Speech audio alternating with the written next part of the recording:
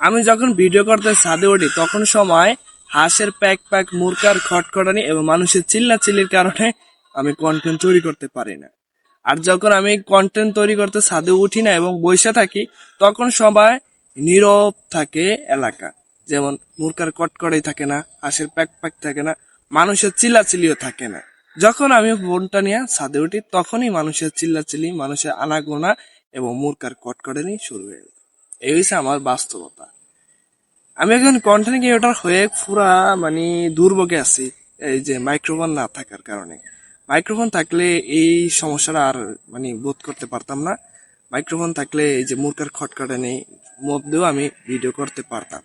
এখন মাইক্রোফোন নাই তাই মুরকার খটখটানির মধ্যে ভিডিও করানোর অসম্ভব। আপনারা তো জানেন যারা কন্টেন্ট ক্রিয়েটর। আবার মানুষের চিল্লাচাল্লির মধ্যে তো করেন যারা। ছাদে উঠলি ভাই আমার কাছে মানে মনে হয় কি তারা শত্রুর দামে আছে। এই মূর্খাসের লাগে আমার মনে হয় কোনো দ্বন্দ্ব আছে, তাই তারা এই যে প্যাক প্যাকানি শুরু করে দেয়, চিল্লাচিল্লি করা শুরু করে দেয়। দ্বন্দ্ব না হইলে তো এরকম করতো না, দ্বন্দ্ব আছে দেখেই তো এরা প্যাক প্যাকানি শুরু করে দিচ্ছে। কার কার এই সমস্যাতে আছেন সেটা আমার কনভার্সে জানিয়ে দিতে পারেন।